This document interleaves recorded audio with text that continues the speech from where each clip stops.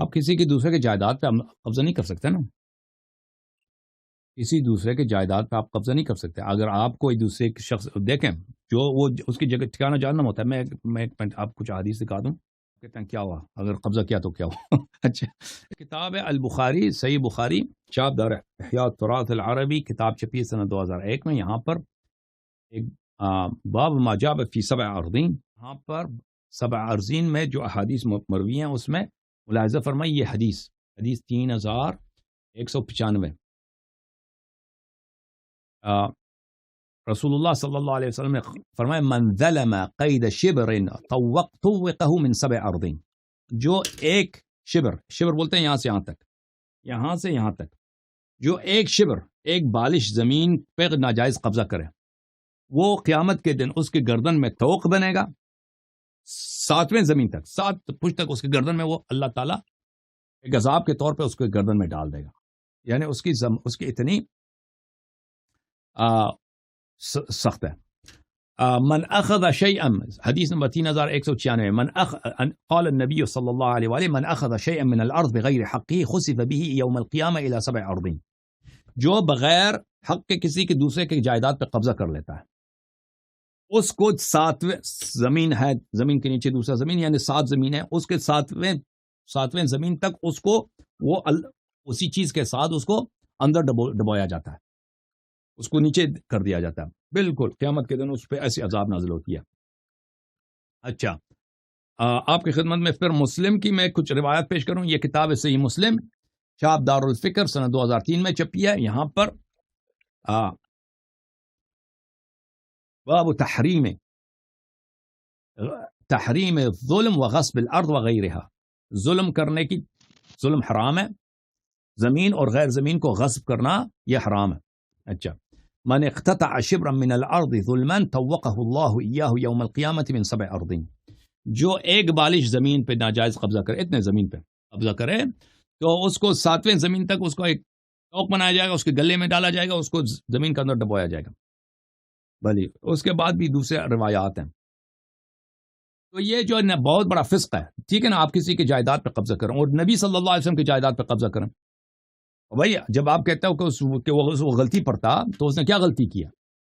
اس نے نبی صلی اللہ علیہ وسلم اہل بیت علیہ السلام کی اتباع ابو بکر پہ واجب ہے. اچھا, اتباع کو چھوڑ دیں, محبت تو کم از کم واجب ہے, احسان تو واجب ہے. نیکی کرنے کے بجائے ان کے جائیداد پہ قبضہ کرتا ہے, نبی صلی اللہ علیہ وسلم کے جائیداد پہ قبضہ, اور وہ بھی جھوٹی حدیث کے ساتھ کہ انبیاء کی میراث نہیں ہوتی, حالانکہ قرآن کہتا ہے انبیاء کی میراث ہوتی ہے. تو یہ جو ہے یہ آپ کہتے ہیں تو کیا ہوا, یہ بہت بڑا ظلم ہے نا, بہت بڑا ظلم ہے. ابھی میں آپ کا گلا ذبح کر دوں, آپ کا میں ذبح کر دوں, گردن کاٹ دوں, پھر کہتا کیا ہوا, میں نے ایک آدمی کو قتل کیا, کیا ہوا, یہ مرنا تو ویسے بھی اس نے مرنا تھا. اس طرح تو نہیں کہہ سکتے بھائی. یہ حلال حرام اسی میں تو ہوتا ہے کہ اگر آپ گناہ کرتے ہیں آپ فاسق بن جاتے ہیں. ٹھیک ہے نا. ابو بکر جو ہے نا ٹف تھا, شروع میں پیغمبر کے ساتھ تھا, اس کی کوئی ٹفنس نہیں ہے بھائی. ابو بکر جو تھا کفار کے ساتھ ملا ہوا تھا. یہ کفار کے مکے میں پیغمبر صلی اللہ علیہ وسلم کفار پیغمبر کو مارتے, یعنی مارتے تو نہیں تھے, پتھر وغیرہ مارتے تھے ان کے بچے, وہ گالی دیتے تھے, بدتمیزی کرتے تھے, دوسرے مسلمانوں کو مارتے تھے. ابو بکر مزے سے تھا, ابو بکر کفار کی پناہ میں تھا. ملاحظہ فرمائیے, یہ کتاب ہے صحیح بخاری, چاپ دار احیاء التراث العربی. یہاں پر صفحہ نمبر 399 میں یہ حدیث ہے 2397. یہ حدیث مروی ہے عائشہ سے, عائشہ خود روایت کرتی ہے. عائشہ سے روایت ہے ان عائشہ, ابو بکر جو ہے مسلمانوں پہ جب بہت سختی ہوئی ہے مکے میں, ابو بکر کہا کہ میں وہاں چلا جاتا ہوں, حبشے کی طرف چلا جاتا ہوں. یہ حبشے کی طرف نکل گیا, کچھ راستہ گیا تو وہاں پر اس کو ابن دغنہ مل گیا. ابن دغنہ مکے کے سرداروں میں سے ایک سردار تھا. اس نے کہا ابو بکر کو کہاں جا رہے ہو؟ ابو بکر نے کہا کہ میں تو مدینے سے نکل رہا ہوں, مکے سے نکل رہا ہوں. تو اس نے کہا ارجع, بلے فرتحل ابن الدغنہ فرجع مع ابی بکر. اس نے کہا کہ نہ واپس آ جاؤ. ابو بکر کے وہ کافر جو ہے ابو بکر کو راستے سے واپس مکے لے کے آیا. فطاف في اشراف كفار قریش فقال لهم ان ابو بکر لا يخرج مثله ولا يخرج فانفذت قریش جوار ابن الدغنہ وآمنوا ابا بکر.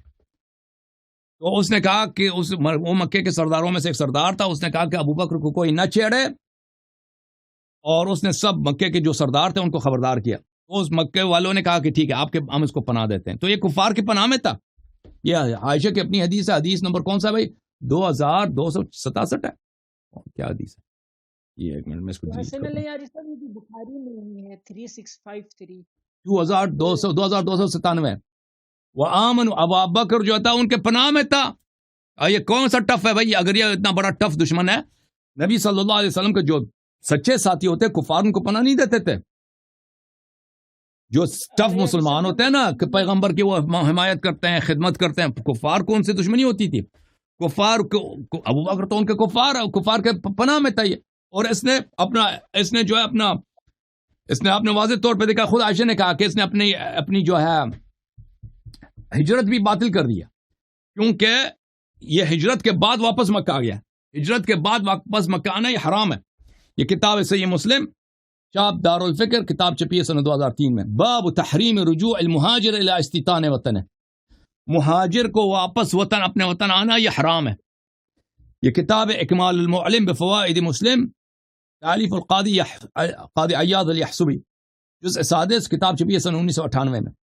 اجمعت الامہ، ملاحظہ فرمائے، اور پوری امت کا اجماع على تحریم ترک المہاجر ہجرته ورجوع الى وطنی وان ارتداد المہاجر من الكبائر. پوری امت کا اجماع ہے کہ مہاجر جو ہے اپنا ہجرت ترک نہیں کر سکتا. اس نے اپنا ہجرت ترک کیا، واپس آیا، اور وہ بھی کفار کے پناہ میں آ کے رہنے لگا. ورجوع الى وطنی وان ارتداد المہاجر من الكبائر، مہاجر کا واپس آنا خود بڑا فسق ہے، گناہان کبیرہ میں سے ہے.